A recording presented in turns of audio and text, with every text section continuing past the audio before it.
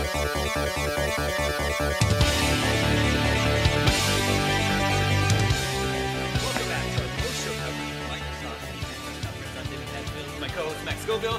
We're joined by Brian Horton, game director on Rise of the Tomb Raider. How's it going, Damon? How's it going? Very well. Not too bad. How are you? I'm great. You just did a presentation. Yeah, quite a presentation. What have you got for us today? Well, we're going to show a little bit of a recap of what we showed at the Microsoft presentation, which is Lara Croft in Siberia on her first great tomb raiding expedition. All right. We'll sort of be pointing up the footage here, but first of all, what do we need to know? Looks like her buddy from the ship is back. Yeah, Jonah. Yeah. And it was important that we had some continuity with the last game. And Jonah, we really felt like, in addition to developing Lara, which is our hero, Jonah was a great companion for Lara for this adventure. How much further after the first game is this taking place? Well, we had a book, and then we had some comic books, and that took about from the end of the last game to this one, it's about a year of time. So Lara's gone through a lot. She's experienced a lot from the last title, and she's realized that this is more than just something that happens to her. She's more than a survivor now, and she is seeking out these truths, these ancient dark secrets in the farthest reaches of the world. And Siberia is the perfect place to hide a lost city. Okay. And how far into the game would you say this is taking place? This is very early on in the game. We're trying to make sure that we set the stage for Lara against this hostile wilderness. So woman versus wild is a big theme for us. And the Siberian landscape becomes a character in and of itself. The snow you've got going on is really incredible. Is that I'm guessing that's going to play a role in the gameplay? It's not just decoration. Absolutely. The snow tracks you saw Lara making there, and the snow that whirling in the world. We put a lot of time and R&D into the snow technology itself.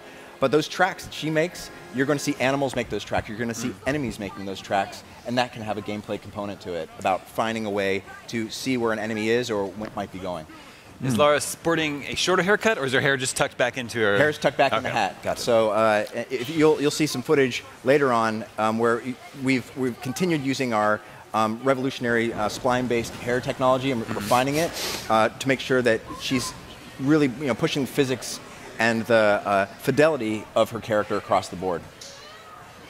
Now, the first game was very open. Like it was practically an open world. It had some kind of like Metroidvania themes to it. This seems like, obviously, this is much more of a kind of a linear stretch on this kind of mountaintop course, but I'm guessing it's going to open up more? Yeah, this is one of our experiential moments. It really introduces Lara into the scene in a dramatic way. But the Siberian landscape is gigantic, and our hubs, our large exploration spaces, can be anywhere from 2 to 3 times the size of the hubs in our last game.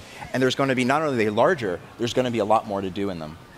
Okay, and I feel like this initial part of the demo you've got here it's almost a little bit familiar, like it is kind of, because it is kind of smaller, it's still very set piecey, but like it's not exploratory really. It's kind of more like a path. But later on in the demo, you show some different locations.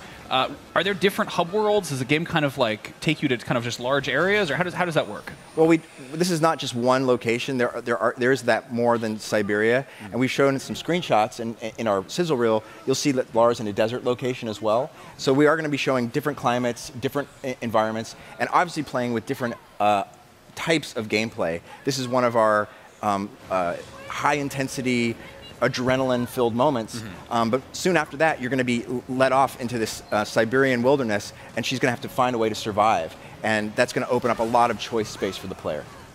Saw some very ominous-looking storm clouds. Is there something supernatural happening here? It's a Tomb Raider game, Dan. Yeah. So you can imagine, in this case, the storm is really just an accentuation of the hostility of the nature. Now you've got a lot of the kind of climbing stuff. I'm guessing you're gonna have some gunplay, some shooting. Yeah, absolutely. The trademark dual pistols. Yeah, I mean it's our classic formula. You have exploration, you have combat, and you have puzzles. We haven't talked about tombs yet, but the combat portion of our game, we're really expanding it, and we're giving Lara a whole suite of new abilities that not only can she take on these enemy forces, in an assault, but we're also giving her a lot more abilities to use these guerrilla-style combat moves, which allow her to evade enemies in a much more robust way. Can you do any kind of avalanche booby trap type of stuff? No, we can't use the avalanches here, but in this sequence, it definitely sets up how dangerous this place is, and the extreme weather plays an important role throughout the entire game. All right. I remember there were several just insane action set pieces in the first game. And it looks like here you're just reassuring us that those are going to remain a part of Laura's gameplay. Absolutely. The set pieces become part of our pacing in the game. We want to make sure that the player is doing not only traversal, but a traversal in a timed pressure kind of way. Yeah. And these are a great showcase of her amazing traversal set. But there are moments where the player is just going to be able to left in these open spaces and use their traversal in any way they choose. If they like to climb up high mountains, they'll be able to do that. If they even want to go swimming, we've introduced swimming into the game. Yeah, I saw that. And I think that's going to be a huge ingredient. We've also introduced tree climbing as well. So there's a lot of new ways that we're letting the player explore the world in Rise of the Tomb Raider. And that's not the end of the footage. Is it, we have the sizzle There's a reel sizzle too? reel, yeah. Okay, if you want to show a little bit more of how we've, the more dimensions of the style of play, it'd be great to be able to look at that, and I can diagnose that with you a little bit. They'll pull it up right here.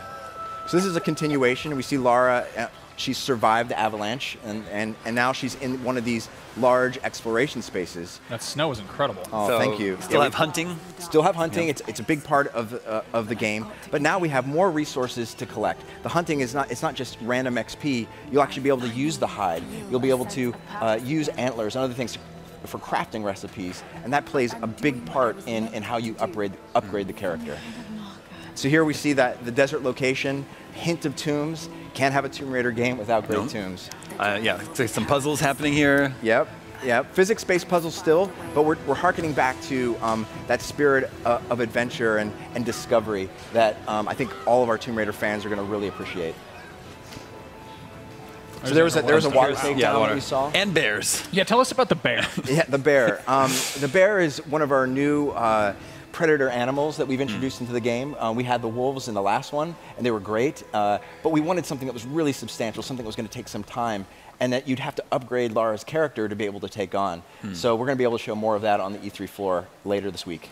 A couple other things that flashed there. It looks like she's imprisoned at some point. I don't know if there's anything you can tell us about where she is, why she's there. Well, all I can tell you is that it's never an easy path for Lara, and in this situation here, she's going to have to find a way out of that place. She has like a blacklight tool that she's using to read some markings. Is that what that is? She has a glow stick, and that glow stick gives her a way to examine the world, and it's a way that we can utilize dynamic lighting in our environment. We've completely rewritten our lighting tools, and it's a much more believable radiosity, bounce lighting.